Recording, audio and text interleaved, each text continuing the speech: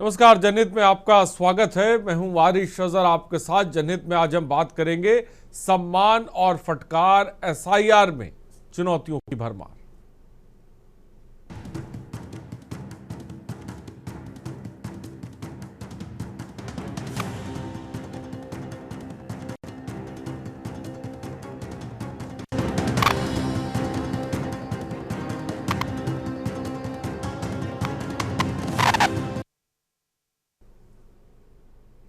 उत्तर प्रदेश सहित 12 राज्यों में निर्वाचन आयोग द्वारा 22 साल बाद शुरू किया गया मतदाता सूचियों के विशेष गहन पुनरीक्षण अभियान कार्यक्रम का दूसरा चरण सक्रिय रूप से जारी है।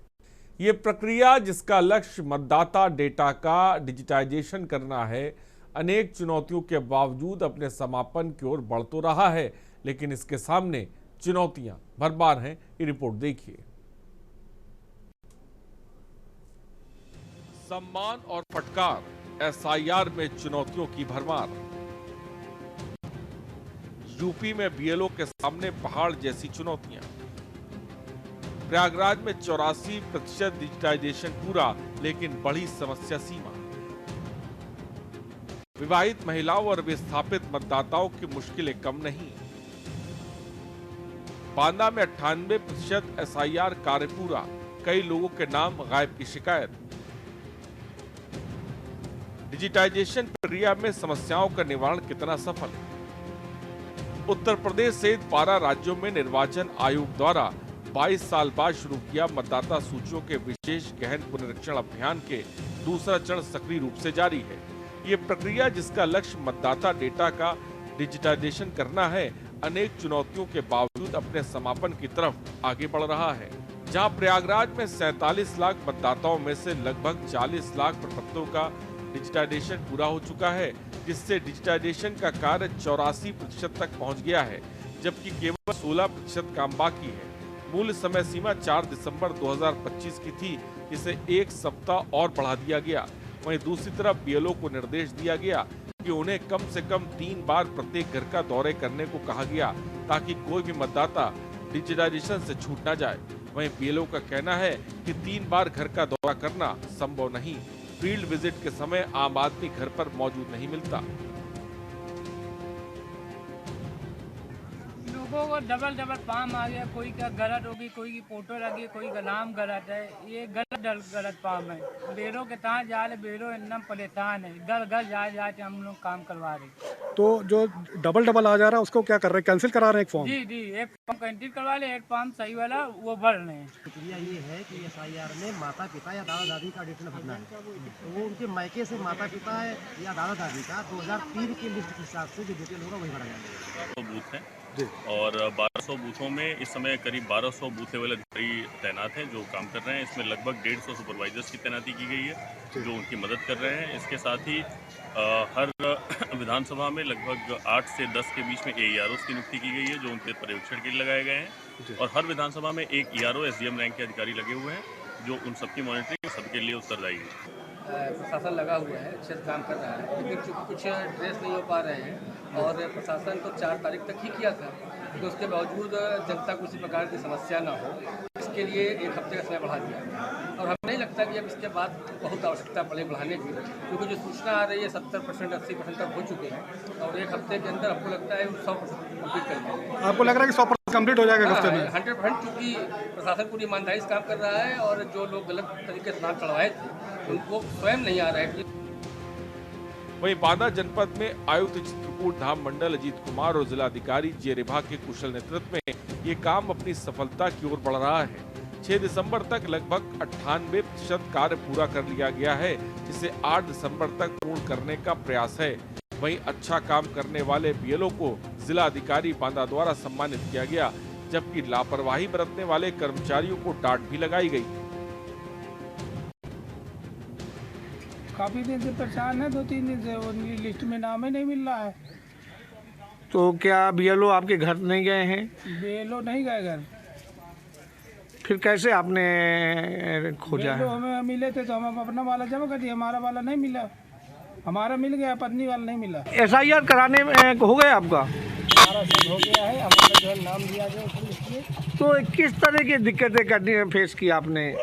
हमें ये है कि जो है हमारा नाम अभी तक नहीं मिलता रहा और हम जो है बड़ी खोज किया और खोज करने के बाद जो है फिर इधर उधर दौड़ते रहे। जो है जो हमारे यहाँ के जो है लिखने वाले मतदाता हैं इस तरह की हैं, जैसे कुछ लोग किराए से रहते थे यहाँ, अब जाके कहीं रह रहे हैं। हम लोग बेलों के साथ में जा भी रहे हैं, लेकिन वो लोग को उपलब्ध नहीं है वहाँ पे, ये समस्या आ रही हैं। तो बहुत सारे नाम ऐसे हैं जो नहीं मिल रहे हैं, नहीं मिल पा रहे हैं। तो उनका क्या किया जा रहा है? अब उनको है कि जैसे संपर्क किया जा रहा है, उनके जहाँ रहते थे उन लोगों के पास जाया जा रहा है, वो लोग भी डिटेल नहीं दे पा रहे हैं कहाँ है इस समय क्या है। सबसे ज़्यादा दिक्कतें ये आई कि जो एरिया है लेबर वर्क ज़्यादा है, तो ये सुबह 8 बजे चला जाता है अपने काम पे, वापस आता है फिर से 8 साढ़े 8 बजे। तो इनके पास समस्या ये थी क्योंकि इनका अपना भी रोज़गार देखना है इनको, और ये घर में नहीं मिल पाते थे, तो हमें इनकी दुकानों में जाकर के इनसे जो है लेना पड़ता था फॉर्म और देना पड़ता था। आपका? अभिषेक कुमार सिंह। अभिषेक भी आप बीएलओ हैं, और किस तरह की दिक्कतों का सामना करना पड़ा आपको एसआईआर के संबंध में? सर मैं जैसे घर घर गया, सभी लोगों को फॉर्म, सबसे बड़ी समस्या आ रही थी एक तो लोग अपने घर के पूरे नाम वोटर लिस्ट में खुद से सर्च नहीं कर पाए थे। मेरी अभी 5 तारीख को लगी थी यहाँ बीएलओ में ड्यूटी, तो मुझको भी इस एरिया की पूरी जानकारी नहीं। अब मुझको हर घर का ये तो पता नहीं कि किस घर में कितने मेंबर हैं, क्या क्या नाम है, तो ये थोड़ी मुझे ज़्यादा समस्या आई। लोगों का उसमें सहयोग कुछ कम मिला। हम खड़े इस समय बांदा शहर के शंभू नगर कोटरा मोहल्ले में, और यहाँ पर कैंप लगा हुआ है, और यहाँ पर आप देख पा रहे हैं मेरे पीछे लोग काम कर रहे हैं। और मैं आपको बता दूँ कि ये दूसरे चरण का कार्यक्रम चल रहा है, जो तारीख 11 तारीख तक बढ़ाई गई थी, आज 6 तारीख है, और अभी 5 दिन अभी शेष है।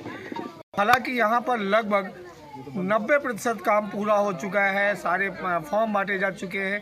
हालांकि कुछ समस्याएं यहाँ के बीएलओ ने बताई कि जो लोग यहाँ से मोहल्ला छोड़कर चले गए हैं, दूसरी जगह घर बनवा लिए हैं, ऐसे लोगों का नाम नहीं खोज पा रहे हैं और वो लोग नहीं मिल पा रहे हैं, जिससे एफआईआर करने में सामना करना पड़ रहा है। हालांकि बीएलओ ने अभी अपनी समस्याएं बताई। उनका कहना है कि अगर इसको और सरल तरीके से बनाया जा सकता था, जैसे 2005 का ऐप है और 2025 के मतदाता सूची या डिटेल सारा सब कुछ आ जाता था। अगर यही ऐप 2003 के डिटेल को लेकर खुलता तो शायद एसआईआर प्रक्रिया को और सरल बनाया जा सकता था। आपको बता दें कि पहले चरण की तरह दूसरे चरण में भी कर्मचारियों और आम मतदाताओं को तमाम समस्याओं से रूबरू होना पड़ा। मतदाता का सूची में नाम न होने से उन्हें परेशानियों का सामना करना पड़ा। वहीं लोगों द्वारा जगह परिवर्तन से बीएलओ को मतदाताओं को खोजने में दिक्कतें आ रही हैं। एक और अच्छा काम करने वाले बीएलओ को जिलाधिकारी बांदा द्वारा सम्मानित किया गया। वहीं लापरवाही बरतने वाले कर्मचारियों पर गाज भी गिरी है। तो ये तस्वीर है, और इसीलिए हम कह रहे हैं कि कहीं पर बीएलओ को सम्मान भी दिया जा रहा है तो कहीं पर उन्हें फटकार भी लगाई जा रही है। और उन सब के बीच जो चुनौतियां उनके सामने वो अपार हैं। जी हाँ, प्रयागराज या बांदा या कहीं और की तस्वीर हम देखें तो कई जगहों पर ये बात कही जा रही है कि 98% काम पूरा हो चुका है। प्रयागराज में ये बात कही जा रही है कि 84% काम पूरा हो गया है। बांदा में कहा जा रहा है कि 98% काम पूरा हो गया। ऐसे ही तमाम जिलों में साफ तौर पे कहा जा रहा है, लेकिन बीएलओ के साथ समस्या कम नहीं है। प्रयागराज में बीएलओ कह रहे हैं कि हम 3 बार घर नहीं जा सकते हैं, 3 बार घर जाना संभव नहीं है। फील्ड विजिट के समय आम आदमी घर पर मौजूद नहीं मिलता है। कई बीएलओ को आपने सुना भी, वो ये कह रहे हैं कि भाई हमारा एरिया नहीं है, हमें नहीं पता है कि कौन लोग कितने लोग घर में रहते हैं। कई जगहों पर यह भी देखने को मिल रहा है कि जो है वो मतदाता सही तरह से मदद नहीं कर पा रहे हैं, उसमें भी दिक्कत साफ तौर पे देखने को मिल रही है। लेकिन दूसरी तरफ हम देख रहे हैं कि बड़े पैमाने पर यह भी कहा जा रहा है कि काम जो है वो पूरा हो गया। इसी को समझने की कोशिश करेंगे। तमाम गेस्ट हमारे साथ हैं। शांत प्रकाश जाटव बीजेपी के नेता हमारे साथ जुड़ गए। शांत प्रकाश जी, बहुत बहुत स्वागत है। कपिल श्रीवास्तव समाजवादी पार्टी के प्रवक्ता हैं जाने माने, बहुत बहुत स्वागत है आपका। रवि प्रताप सिंह कांग्रेस के प्रवक्ता हमारे साथ जुड़ गए, बहुत बहुत स्वागत है रवि प्रताप जी।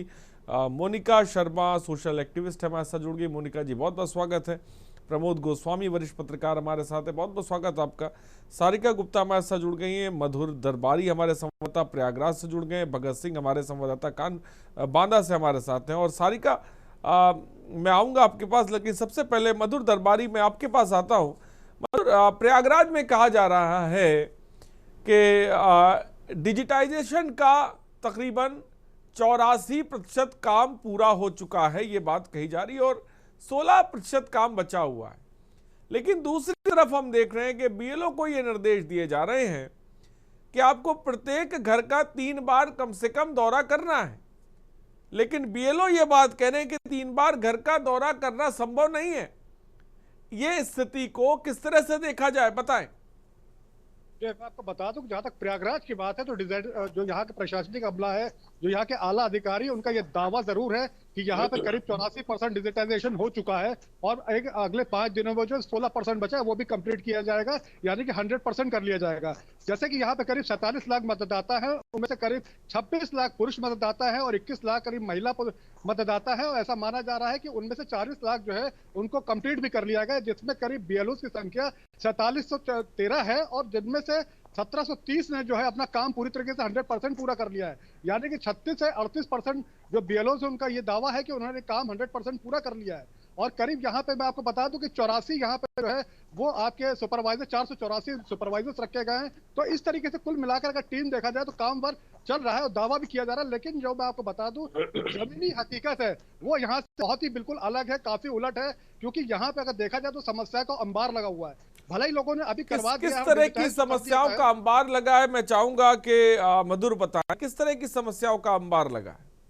देखिए, अगर देखा जाए तो जो ग्राउंड लेवल पे जो इस समय देखा जा रहा है, वहां की जो स्थिति है, वहां पे जो बीएलओ है वो काफी जो है परेशान है। और सबसे बड़ी बात, जो 3 बार की विजिट की बात की जा रही है, तो 3 बार क्या कई जगह तो ऐसे हैं जहां पे 1 बार विजिट नहीं की गई है और लोग जो है जाकर के खुद ही अपना करवा रहे हैं। कई लोगों के अंदर अभी भी अवेयरनेस नहीं है, लोगों को फॉर्म। आपकी मतदाताओं से बात हुई, वोटर से बात हुई, उनका क्या कुछ कहना है?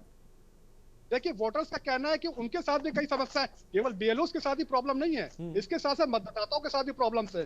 जैसे कि कोई जो लेडी मान लीजिए कोई मैरिड होके आई है, अभी कुछ समय पहले उसमें शादी हुई है, वो मैरिड होकर के किसी बाहर की डिस्ट्रिक्ट से प्रयागराज में आई है, तो ऐसी कंडीशन में उसका जो वोटर लिस्ट में जो नाम ही यहाँ पे मेंशन नहीं है और उसका जो नाम है वो दूसरे जिस डिस्ट्रिक्ट में वो रहती थी, जहाँ उसका घर है, उसकी फैमिली है, मदर फादर जहाँ रहते हैं, वहां पे उसका नाम मेंशन है। तो ऐसे में यहाँ पे उसको जो है एंटरटेन ही नहीं किया जा रहा, क्योंकि वो फॉर्म जो है यहाँ पे अवेलेबल नहीं है। तो उनका कहना है कि फिलहाल तो आप वहीं पे करवा लीजिए और उनके मदर फादर से कहिए कि उनको वहां पे जाकर के करवाया जाए। उसके लिए उसके सिग्नेचर होना जरूरी है। तो कहीं ना कहीं अगर कोई यहाँ से दूर रह रही है तो उसको लेकर वहां जाना पड़ेगा और वहां पे जाकर उनको एसआईआर कराना पड़ेगा। उसके बाद उनको वहां से शिफ्ट दिखाना पड़ेगा। 3 तरह के फॉर्म यहाँ पे है, एक 6 नंबर, एक 7 नंबर, एक 8 नंबर। 6 नंबर फॉर्म जो है वो नए लोगों के लिए, 7 और 8 नंबर जो वो विस्थापित या जो आपके जो शिफ्ट कर गए उनके लिए। तो उसमें इस तरह की जो आपकी जो वैवाहिक जो महिला है उनका यहाँ पे अगर देखा जाए, उसके साथ साथ जो लोग विस्थापित हो गए किराएदार, ये एक बहुत बड़ी समस्या है विवाहित महिलाओं की और विस्थापित मतदाताओं की,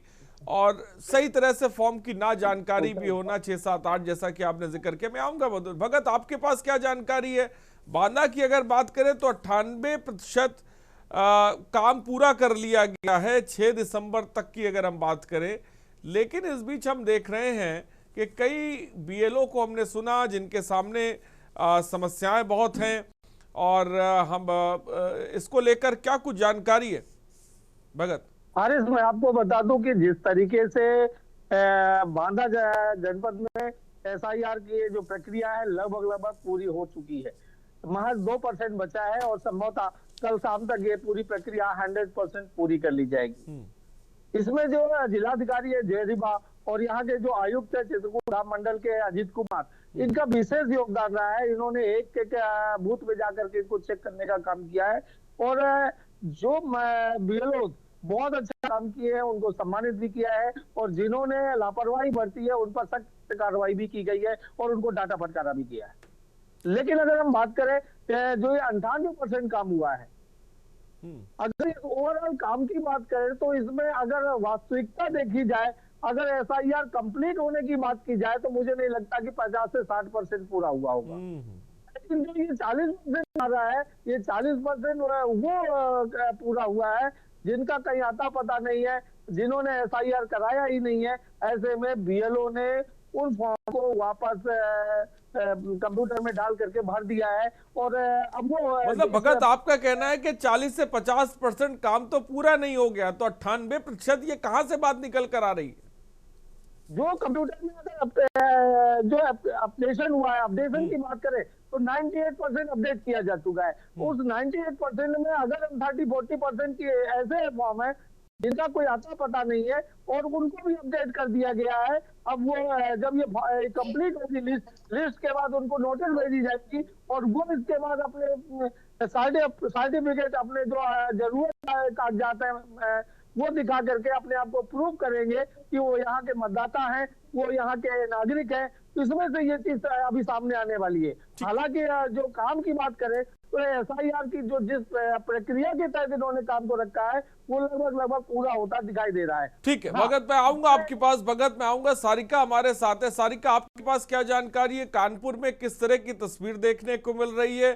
कितने प्रतिशत काम पूरा हो गया? परेशानियां, दिक्कत कहां पे क्या आ रही, मैं चाहूंगा सामने रखें। बिल्कुल आरिफ, मैं अपने दर्शकों को बता दूं कि कानपुर की अगर बातचीत करी जाए तो कानपुर में 10 विधानसभाएं हैं और 10 विधानसभाओं में लगभग 35 लाख मतदाता हैं, जिसमें फीमेल और मेल दोनों हैं।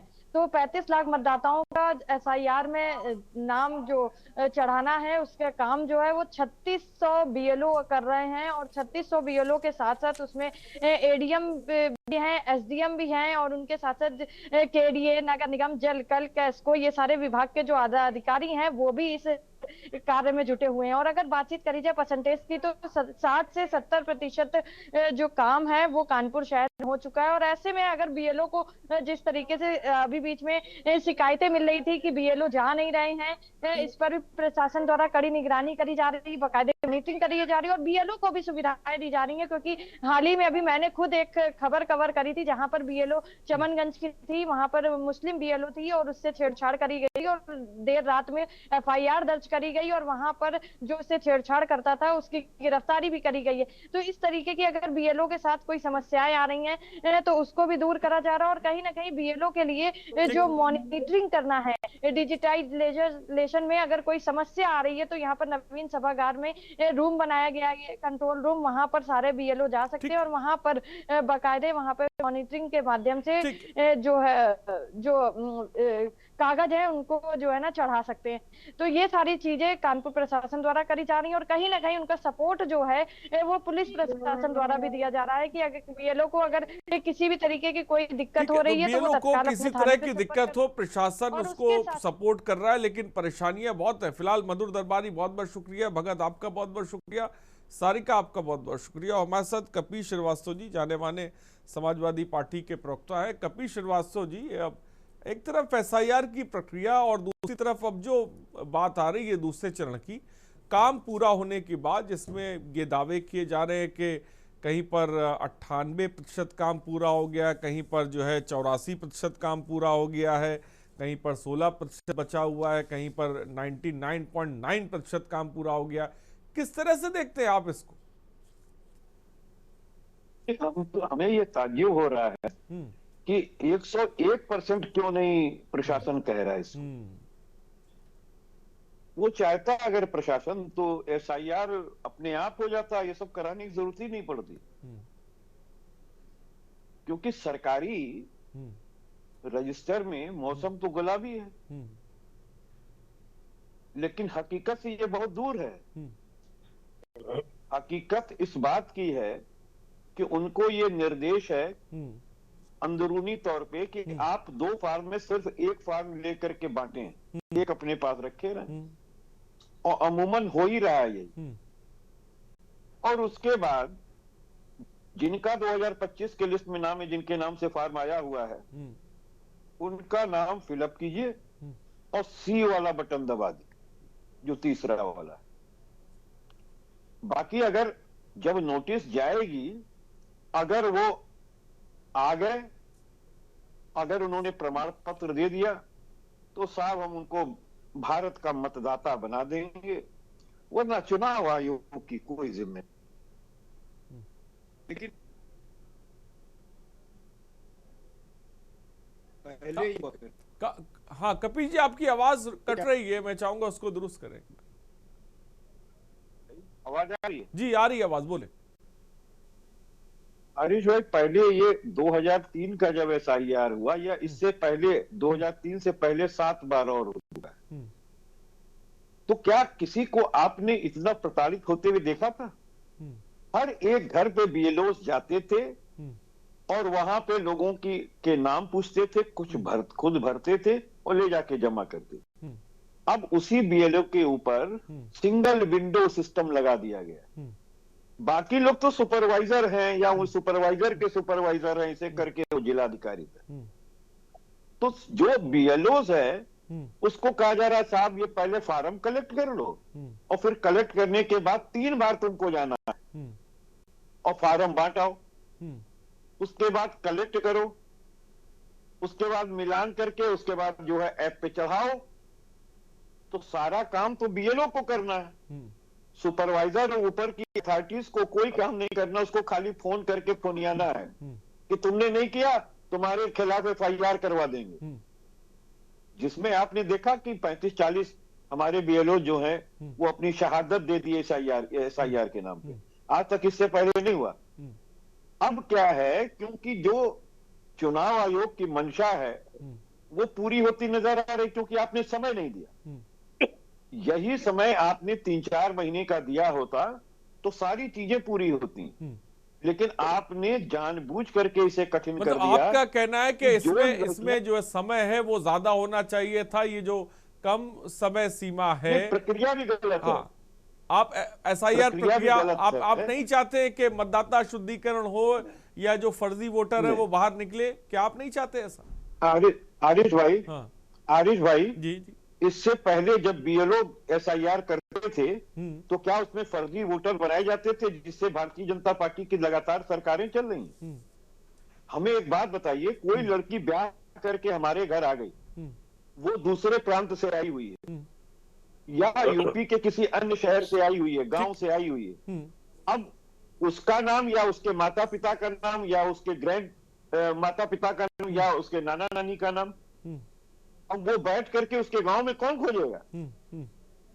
वो तो मतदाता होते हुए भी मतदाता नहीं रही, वो तो मतदाता होते हुए भी मतदाता नहीं रही। ठीक, और ये हमारी नारी शक्तियों का अपमान है। मैं ठीक SIR के नाम। हाँ कपिल जी, मैं आप ही की बात को आगे बढ़ाता हूँ। हमारे साथ शांत प्रकाश जाटव जी हैं। शांत प्रकाश जाटव जी, किस तरह से देखते हैं जो विपक्ष साफ तौर पे बात कह रहा है कि भाई ये जो प्रतिशत चल रहे हैं 90%, 84%, 99.9%, और कपिल जी तो कह रहे हैं कि 101% इसको कह देना चाहिए, लेकिन दूसरी तरफ ये बात कही जा रही है, खासकर विपक्ष कह रहा है कि बड़े पैमाने पर जो मतदाता है उनके नाम कट रहे हैं और इस तरह की जो बातें निकल कर आ रही है, उसको लेकर आप क्या कहेंगे? देखिए, समाजवादी पार्टी के हमारे प्रवक्ता हैं कपिल जी ने भी जिस तरीके से कहा कि 101%, इनफैक्ट ये इसको समझने की आवश्यकता है, और जितना जटिलता के साथ ये बात कही जा रही है उतना जटिल है नहीं।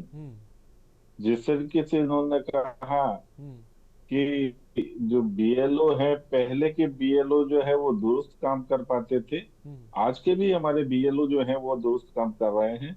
मैं स्वयं जो है, मेरी पत्नी जहाँ पर मैं रहता हूँ वहां पर BLA है जो BLO के साथ में मिलकर के काम कर रही है, और इस प्रक्रिया में एक बार जो वोटर है उसका फॉर्म दिया जाता है, वो यदि उसको फुलफिल कर लेते हैं, और बहुत ज्यादा मुश्किल नहीं है, उसमें वर्तमान जो आपका कार्ड बना हुआ है उसका जो EPX नंबर है वो डालना है, और मान लो उससे पहले का जो आपके पास में बहुत जल्दी ही आप उस क्षेत्र में आए हैं तो उसका पहले का EPX नंबर डाल दो, दोनों का मेल हो जाता है कंप्यूटर पर और वो अपडेट हो जाता है।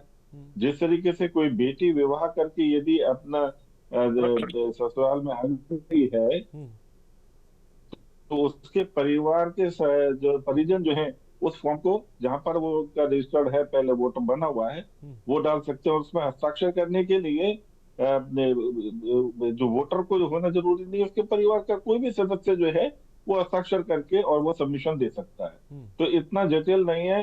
हाँ, एक चीज और है, यदि आपके पास में प्रमाण नहीं है और आपको अच्छी तरह पता भी है, तो ऐसे भी मेरे सामने कई मामला आए हैं जिसमें प्रमाण न होने की वजह से वो लोग जो है लेकिन एक बात बताइए शांत, हमको एंटरटेन नहीं कर रहे हैं। हाँ, तो मैं आऊंगा, आपने बड़ी बात कही और मैं आऊंगा, सवाल भी आपसे लूंगा, क्योंकि जमीनी स्तर पर कई जगहों पर बीएलओ ये बात कह रहे हैं कि भाई हम 3 बार घर जाना किसी के संभव नहीं है, और उधर अधिकारी कह रहे हैं कि कहीं 3 बार जाना पड़ेगा।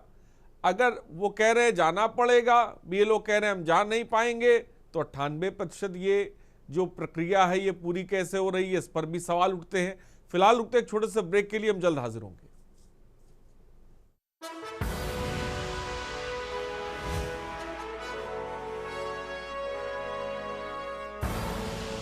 आप देख रहे हैं के न्यूज, खबरों का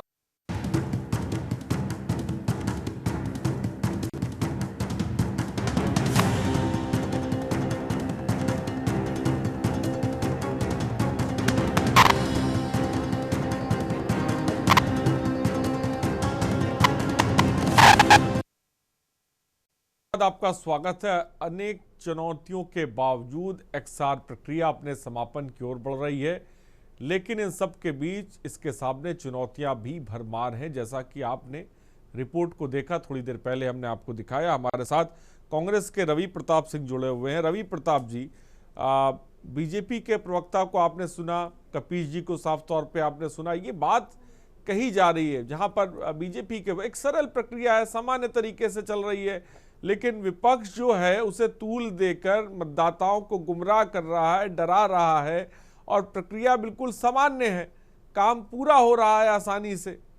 क्या दिक्कत है रवि प्रताप सिंह जी, क्या नजर आ रही है, कांग्रेस को बताएं। आरिस भाई, जरा माहौल को थोड़ा सा खुशगवार करते हुए मैं कहना चाहूंगा कि कुछ उनकी अदाओं ने लूटा, कुछ उनकी इनायत मार गई। हम राजे मोहब्बत कह न सके, चुप रहने की आदत मार गई। लोगों से शिकायत है लेकिन इल्जाम लगाए हम किस पर, कुछ सियासत हमको मार गई, कुछ हमको किस्मत मार गई। अब आइए देखिए, ग्राउंड पे जो चीजें हो रही हैं वो मुख्तलिफ हैं, और जो कही जा रही वो चीजें मुख्तलिफ हैं। ग्राउंड पे ये संभव नहीं है कि बीएलओ 3 बार आपके घर जाए, बेचारा बमुश्किल से कहीं एक जगह बैठा है, वो चाहता है आप आ जाए, आप कहते हैं कि हो गया। अब कागजों में तो ये 100% भी कर देंगे और हो भी जाएगा, लेकिन मैं आपको बताऊं कि जो सबसे मौलिक एक चीज मैंने एक दिन शायद आपके यहाँ भी कहा था कि उस SIR के फार्म पे आपने पिता का नाम नहीं रखा है, जन्मतिथि नहीं रखा है, और जो उपजाति है, जैसे आपका अजहर है, मेरा सिंह है, किसी का पांडे, वो नहीं है। और जब फोटो मैच नहीं होती, वो बीएलओ जब जा रहा है तो लोग जानते हैं कि फला नाम के, जैसे मेरे नाम से, रवि प्रताप के नाम से गांव में 5 लोग हैं, 4 हिंदू, 4 राजपूत हैं और 1 गुप्ता है। तो वो जब फोटो मैच नहीं कर पा रहा है, एज नहीं है, तो कोई बता नहीं पा रहा है कि 20 साल वाले रवि प्रताप है कि 80 साल वाले रवि प्रताप है। और वो आप कह रहे हैं कि ईपिक नंबर से पता चलेगा, जिसमें हमारा एक आदमी अरुणाचल में रहता है, एक आदमी रहता है दुबई में, वहां वोट डालेगा नहीं, अपना निर्वाचन कार्ड यहाँ घर में बंद करके गया। 2 आदमियों के माता पिता दोनों मर चुके हैं।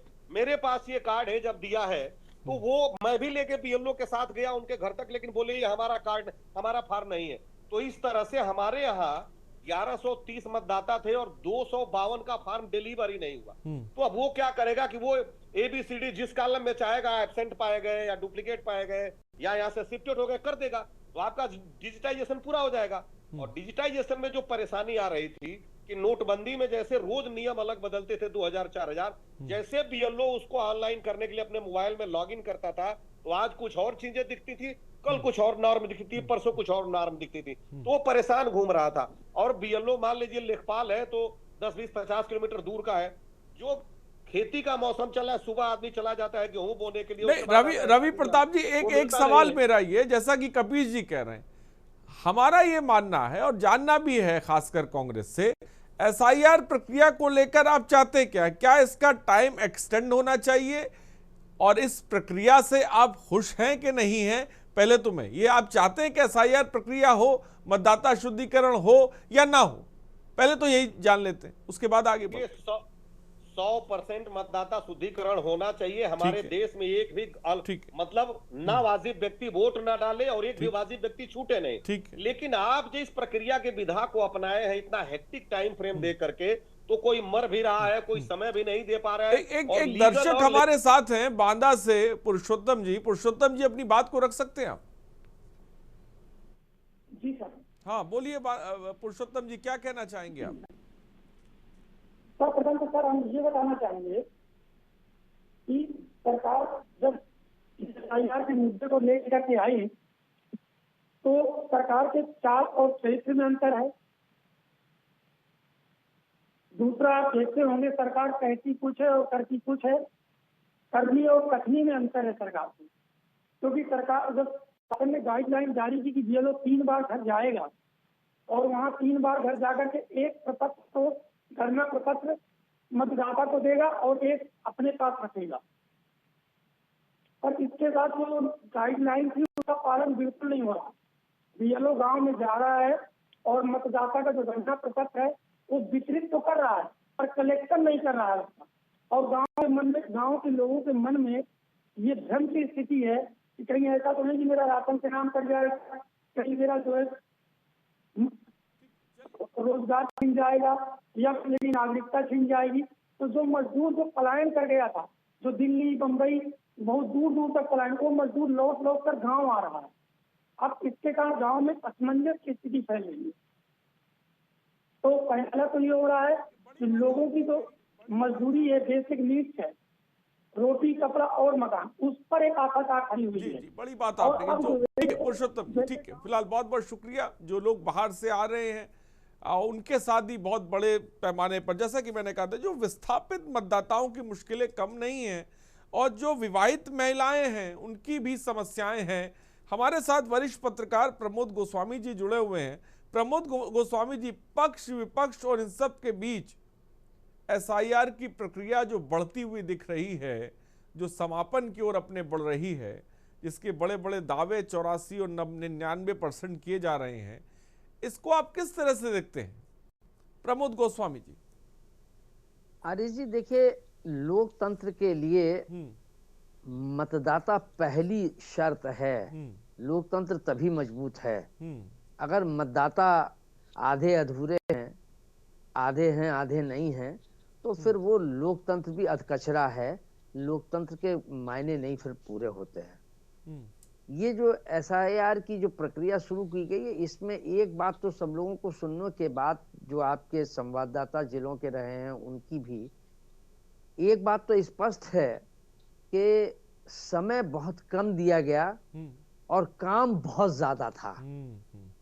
जो विधिवत होना चाहिए था, जो सारे मतदाताओं को जोड़ा जा सके, उसके लिए बहुत अपर्याप्त समय है। और इसी उहापों में, अधिकारियों के प्रेशर में, अधिकारियों के दबाव में जल्दी करो जो टाइमलाइन दे दी गई, उसमें 35-40 BLOs मर गए। ये भी उतना ही सच है, क्योंकि वो उस दबाव को सह नहीं पाए कि तुमको FIR हो जाएगी, तुमको सस्पेंड कर दिया, तुमको निकाल दिया जाएगा, जो भी कुछ दबाव रहे हों उसकी वजह से। और ये जो बात हो रही है, ये अब मैं अपनी ही खाली बता दूं कि हमारे यहाँ भी वो 2 बार आया। एक बार ले गया, एक बार फोटो नहीं थी, क्योंकि हमारी बहू थी नहीं, वो उसको लौट के आना था और वो लेके हम कल ले जाएंगे, वो आज तक लौट के नहीं आया है। और वो बाद में उस पर रख देगा कि फोटो नहीं मिली। मैंने उससे कहा कि आज आप कल आ जाएं या शाम को ले लें, मैं शाम तक उसको मंगवा लूंगा और WhatsApp पे फिर मैं निकलवा लूंगा। नहीं कल हम आ जाएंगे साहब, आप वो चिंता नहीं करें। आज तक वो आया नहीं है। तो कहीं ना कहीं इस बात की दुश्वारियां हैं।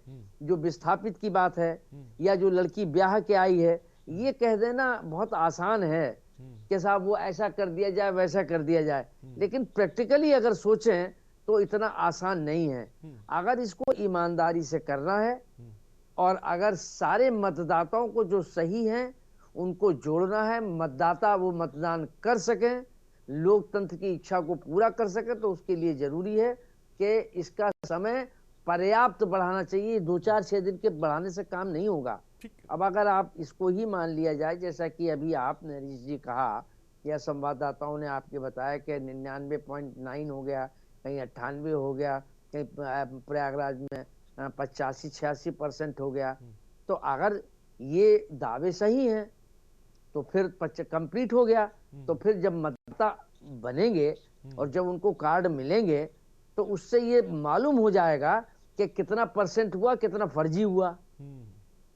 और ये संभव नहीं है इतनी जल्दी, मुझे नहीं लगता है कि ये 85 और 99.9% हो गया होगा। ये खाली एक बाबाई लूटने के लिए या जेलों की, देखिए नंबर 1 है, नंबर 2 है, ये सरकार को बेवकूफ और चूतिया बनाने के लिए किए जा रहे उपक्रम हैं। लेकिन फॉर्मेलिटीज पूरी नहीं हुई हैं और आधे बाद में जब ये पूरी हो गई हैं, बाद में दे दिया जाएगा कि आधे मिले ही नहीं, आधे थे ही नहीं, आधों ने हमें फॉर्म ही नहीं भर के दिए। ये बना के और ये बेगार काट के, इससे कहीं ना कहीं जो लोकतंत्र का मकसद है वो पूरा नहीं होगा। प्रमोद जी, मैं आपके पास आऊंगा। मोनिका शर्मा सोशल एक्टिविस्ट हमारे साथ है। मोनिका शर्मा जी, आपकी राय और आपका नजरिया, आपकी प्रतिक्रिया क्या है? हम सम्मान और फटकार भी देख रहे हैं बीएलओ के लिए जो अधिकारियों के हैं, लेकिन इसके सामने एसआईआर के सामने चुनौतियां भी भरमार देखने को मिल रही हैं। किस तरह से क्या कहना चाहिए? क्या डेडलाइन अभी भी एक्सटेंड करने की जरूरत है? और जो ये हड़बड़ी में हो रहा है, जल्दबाजी में हो रहा है, क्या इसका असर मतदाता सूची पर पड़ेगा, आपको लगता है? जी आरिश, बिल्कुल पड़ेगा मतदाता सूची पे इसका असर, और इतनी हड़बड़ाहट में मेरे हिसाब से भी नहीं होना चाहिए। जो समय है वो डेफिनेटली मैं कहूंगी कि अपर्याप्त समय है, और जो इसका सिस्टम बनाया गया वो भी ठीक से नहीं बनाया गया। अगर एसआईआर करना था, जो कि जरूरी है, संवैधानिक प्रक्रिया, और हम उससे मना नहीं कर सकते, डेफिनेटली होना चाहिए, लेकिन एक सिस्टम होना चाहिए था। बीएलओस की प्रॉपर ट्रेनिंग पहले होनी चाहिए थी। बहुत सारे बीएलओस ऐसे होंगे जो गाँव के इलाकों में रह रहे हैं, कस्बों के इलाके में रह रहे हैं, उन्हें प्रॉपर इंटरनेट यूज करना, ऐप यूज करना, उसके ऊपर अपडेट करना है, अगर कोई मिस्टेक हो गई तो मिस्टेक को करेक्ट कैसे करना है, ये सारे बीएलओ को नहीं आता होगा ठीक से। तो उनकी एक प्रॉपर, इनको मतलब एक ट्रेनिंग ऑर्गेनाइज करनी चाहिए थी कि उनको 15-20 दिन के लिए वो ट्रेनिंग पूरी की जाती, उनको समझाया जाता गलतियों को कैसे सुधारना है, फॉर्म कैसे फिल करना है। फिर ये भी पॉसिबल नहीं है कि एक मतलब घर में जाके 3-3 बार उसको बंदे को जाना पड़ेगा, तो कोई भी मतलब प्रेशर फील करेगा कि एक घर में 3-3 चक्कर लगाने हैं हमको। उसके लिए भी कुछ मतलब ऐसा करना चाहिए था सरकार को कि थोड़ा सा मतलब नागरिकों को कुछ छुट्टी वगैरह दे दे, कुछ दिन निर्धारित करें कि ये हफ्ते का ये दिन है, इस दिन घर के सभी सदस्यों को घर में रहना है। जैसे हम वोटिंग के लिए छुट्टी डिसाइड करते हैं कि जब वोट होता है तो सारे स्कूल, कॉलेज, ऑफिस सब बंद होते हैं। तो अगर एसआईआर की प्रक्रिया करनी है तो उसके लिए भी कुछ छुट्टी नागरिकों को भी दें। हम मेक श्योर करें कि नागरिक मतलब देश के हैं जो अपनी मतदाता सूची में उनको करेक्शन करवाने कि वो भी उपलब्ध रहे, क्योंकि बीएलओ भी इंसान है, उनके ऊपर भी प्रेशर पड़ रहा है, उनके सीनियर्स का उनके ऊपर प्रेशर है, और वर्क का उनका जो अपना कमिटमेंट है वो इंसान को स्ट्रेस क्रिएट कर रहा है।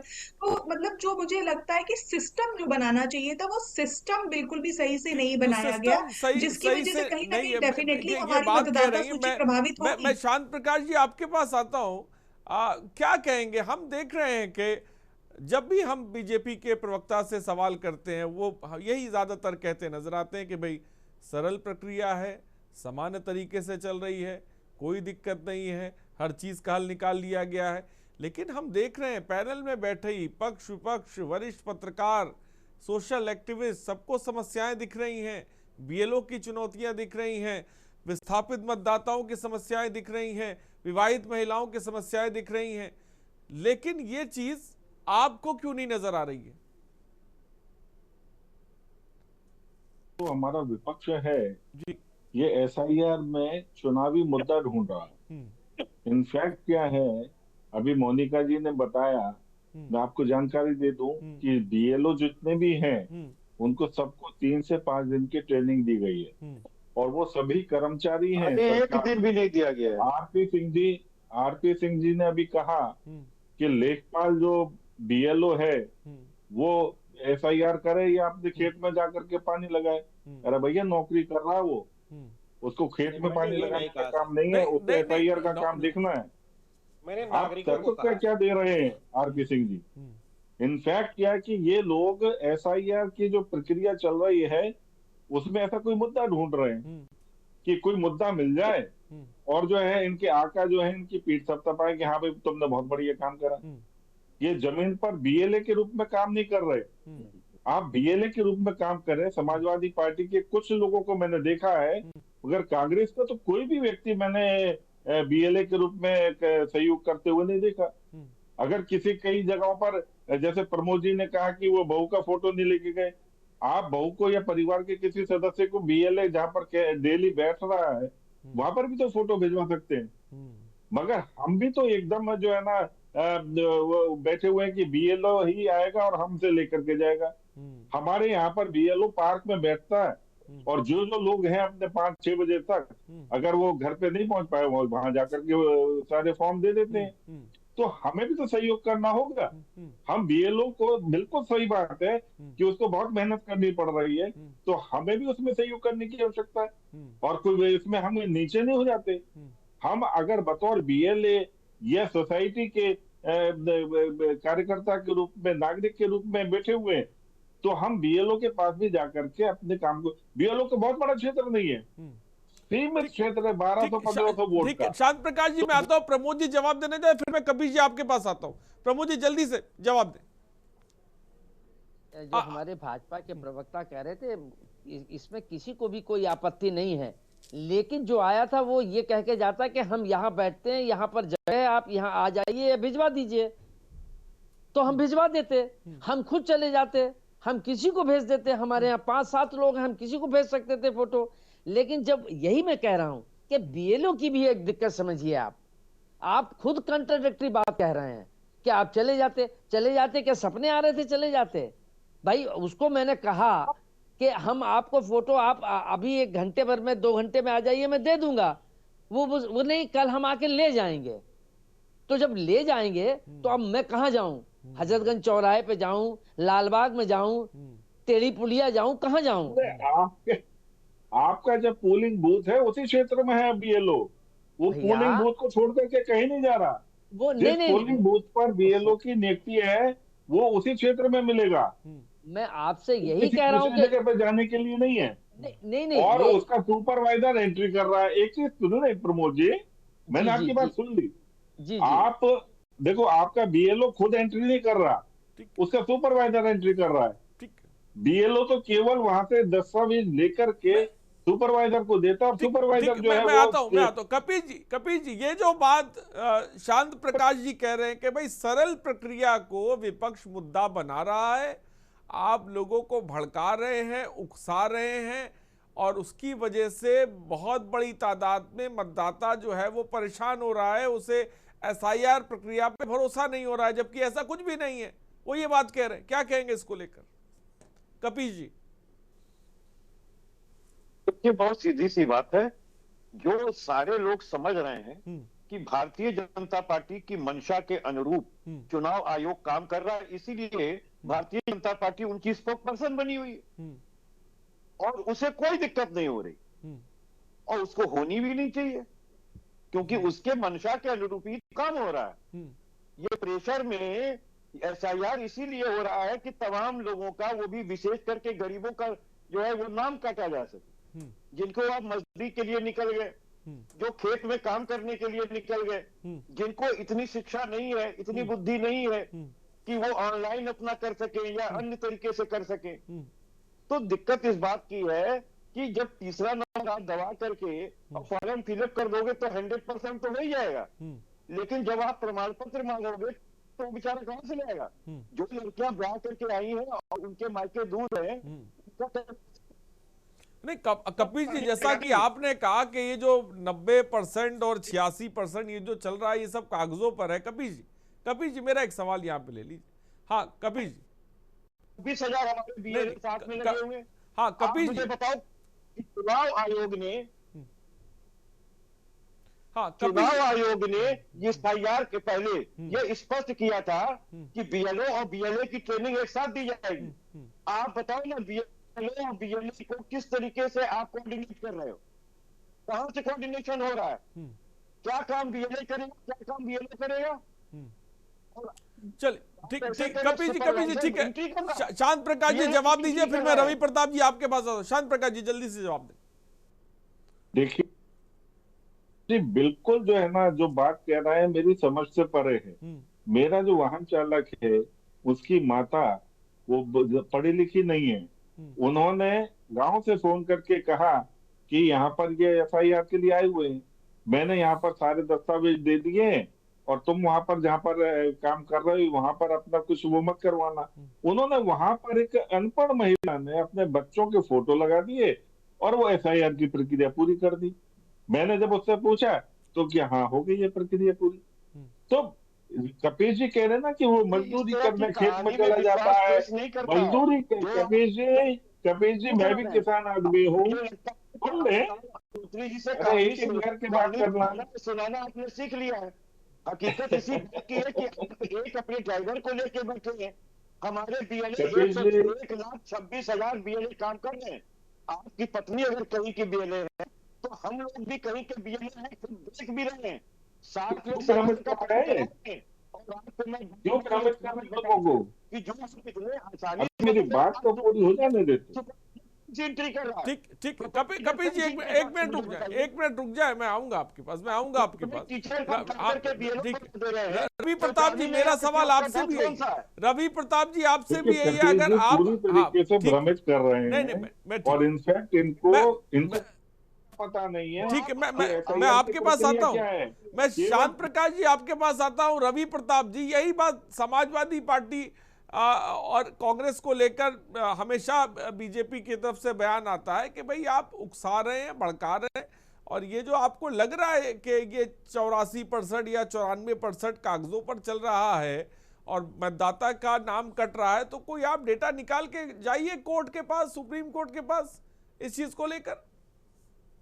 रवि प्रताप से मान चुके हैं कि हम हार रहे हैं, मैं ठीक है, और हारने का ठीकरा मेरा सवाल रवि प्रताप जी आपसे मैं चाहूंगा इस पे जवाब। लोगों के नाम दर्ज हो रहे हैं क्या वो भाजपा के ही बन गए?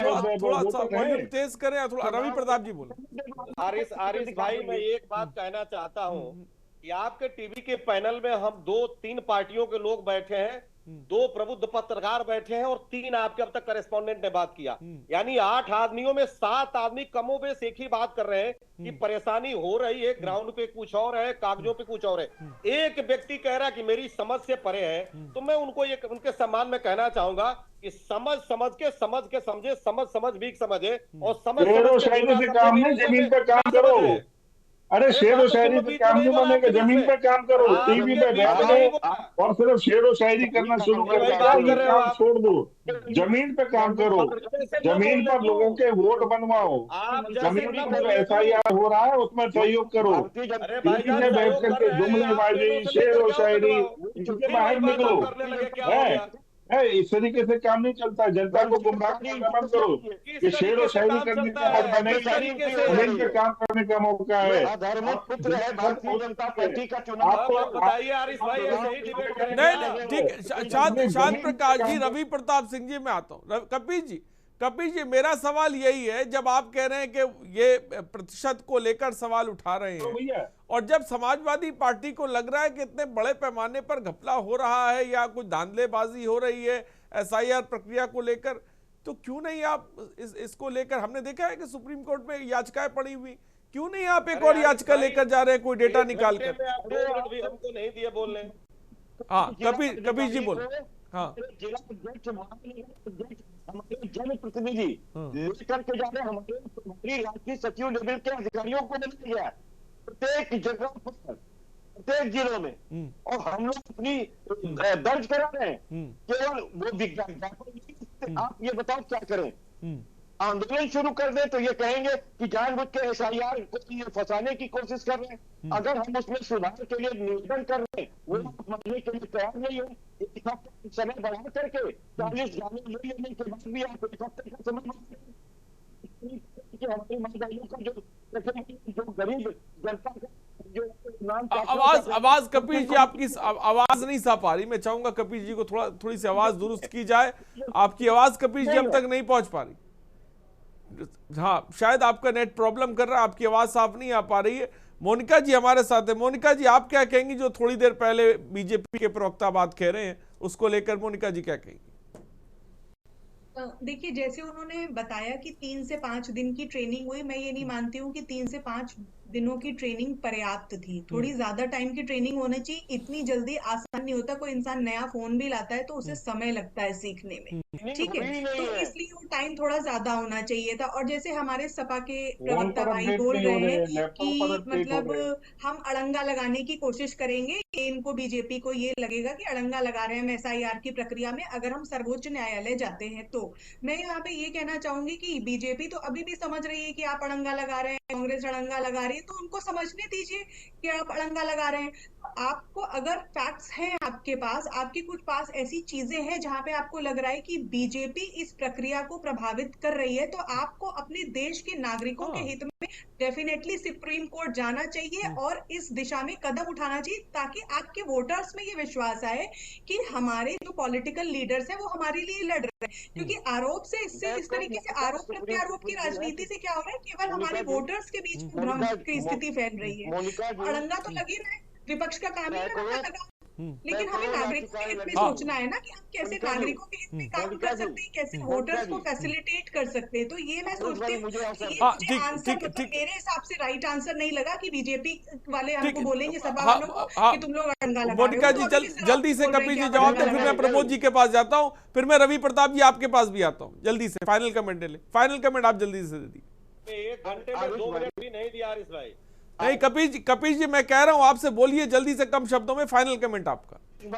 मोनिका बहन को समझने में कुछ गलतफहमी हो गई। सुप्रीम कोर्ट में तो हम है ही हैं, अपनी कपिल सिब्बल वकील है। मैं दूसरी बात आपको कह रहा हूँ कि हम आंदोलन करने के लिए नहीं चाहते हैं, हम ज्ञापन लेके प्रत्येक जिले में दे रहे जिलाधिकारी को, क्योंकि वही निर्वाचन जिले का। इससे क्या कर दें ये बताओ।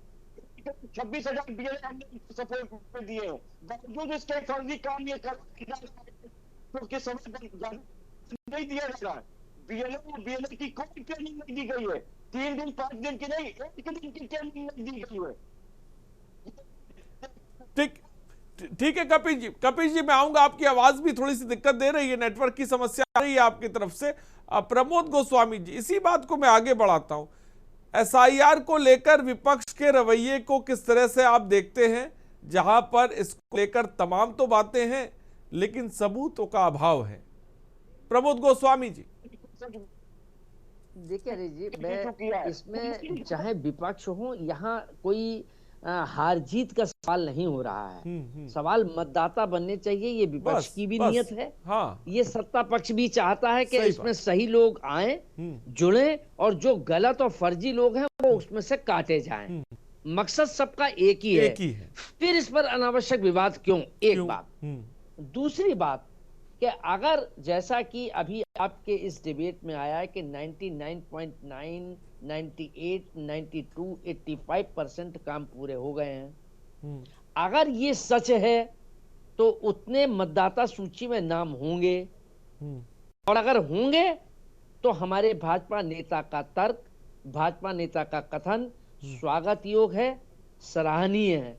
और अगर वो 40% रह गए, 60% रह गए, तो फिर इस पर विचार करना होगा कि कितना असत्य है, कितना झूठ है, और कितना सही काम हुआ, कितना गलत काम हुआ। क्योंकि ये तो सब जगह से रिपोर्ट आई जाएगी कि हमारे यहाँ इतना % हो गया, तो फिर मतदाता सूची में भी उतना होना चाहिए, उनके नाम होने चाहिए। जो डिलीट हुए हैं वो भी होने चाहिए कि साहब ये फर्जी थे, ये निकाल दिए गए। ये एसआईआर इसलिए भी बहुत महत्वपूर्ण है कि बहुत से फर्जी लोग हैं, वो डिलीट हों, यही मकसद है। भारतीय जनता पार्टी ये बात कह भी रही है, हम सब सहमत भी हैं, लेकिन जो दुश्वारियां हैं, जो दिक्कत है, उसको भी समझने की जरूरत है। बहुत अच्छी बात कही आपने। रवि प्रताप जी जल्दी से फाइनल कमेंट, फिर मैं आपके पास आता हूं। शांत प्रकाश जी। इतने देर में मुझे 2 मिनट भी नहीं दिए तो मैं बड़ी अदब से कहूंगा कि 140 साल पुरानी पार्टी, विपक्ष की सबसे बड़ी पार्टी है, तो कम से कम 1 मिनट दीजिए। मैं अब कहना चाहता हूं कि हम लोगों में किसी ने नहीं कहा कि एसआईआर आप मत करिए, एसआईआर करिए, लेकिन चुनाव आयोग मतदाता दोनों की विश्वसनीयता में तारतम्य बना के रखिए। जो एलिजिबल मतदाता है वो रहे, जो इनएलिजिबल है उनको काट दीजिए। उसके लिए जो एक सेटअप प्रोसीजर है, सिस्टमेटिक पैटर्न को आप अपनाइए, वो आप नहीं अपना रहे हैं कि कोई अपनी जान दे रहा है, कोई जीविका से भाग रहा है। अब दूसरी बात मेरी बहन कह रही थी कि सुप्रीम कोर्ट जाइए, बहन, हम लोग जो है जुलाई से सुप्रीम कोर्ट में गए हैं एसआईआर की संवैधानिकता पे कि ये संवैधानिक नहीं है, और उसको जो उनके राकेश पांडे जी कभी कहते हैं दिल्ली में घूमने से तबीयत खराब हो जाता है, कभी कहते हैं दिल्ली से बाहर है, और वो 6 महीने तक यही साबित आज तक नहीं स्थापित हो पाया कि ये संवैधानिक है कि नहीं है, क्योंकि आर्टिकल 324 से लेके 327 में जिसकी बात होती है एसआईआर करने का अधिकार ही नहीं है, और लिमिटेड डोमेन में है, वास्ट डोमेन में नहीं है। ये सारी प्रक्रिया वहां बात हो रही है और तमाम स्टेट के रिप्रेजेंटेटिव भी गए हैं, हम भी गए हैं, लेकिन 6 महीना तो इस चुनाव सुप्रीम कोर्ट को नहीं तक कर पाया कि ये संवैधानिक है कि नहीं है। अभी जस्टिस सूर्यकांत ने कहा कि गलत होगा तो हम खारिज कर देंगे। अगर खारिज हो गया तो बिहार में तो वोट हो गया, बिहार में तो सरकार बन गई। अरे भाई, जिस तरह से आप रोज सुनवाई कर लीजिए, कभी कहते हैं कि मैं फिजिकल नहीं आ सकता तो आप वीडियो कॉन्फ्रेंसिंग से कोई भी विधा अपनाइए, लेकिन जहां इतनी बड़ी बात चल रही है आप उसको क्लियर कर दीजिए। और हम कह रहे करिए, ठीक है, हमारे पास थोड़े कम आदमी है, आपके पास आदमी है, अगर आप ही सही कर देंगे तो हमें जाने क्या जरूरत है। ठीक, रवि प्रताप जी, अब आपको आपकी बात आ गई, ठीक है रवि प्रताप जी?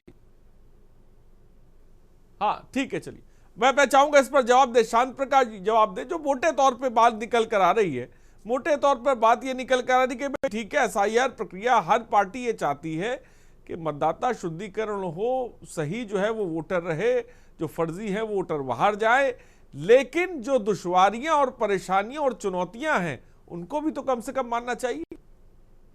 शांत प्रकाश, देखिए एसआईआर जो प्रक्रिया है उसमें केवल जो लोग अब जीवित नहीं हैं उनके नाम काटे जा रहे हैं, या जो लोग अपना दूसरी जगह पर स्थानांतरित हो चुके हैं, ट्रांसफर हो चुके हैं, उनके नाम काटे जा रहे हैं। बाकी जो लोग जहां पर हैं उनके नाम एज इट इज जो है कंटिन्यू किए जा रहे हैं, और किसी भी प्रकार का कोई भी भारत का नागरिक वो इस वोट डालने के अधिकार का वो पूरी तरीके से हकदार है। सबको जो है ना वोट डालने का मौका भी मिलेगा, वोट बनाने का भी मौका मिल रहा है, और यदि किसी के वोट इस प्रक्रिया में रह जाते हैं तो जनवरी में वो नया अपना जो है दर्ज करके नया अपना वोट बना सकता है। इसलिए ऐसा न समझें कि कहीं कोई छूट भी जाएगा तो वो इस मतदान की प्रक्रिया से बिल्कुल बाहर हो जाएगा।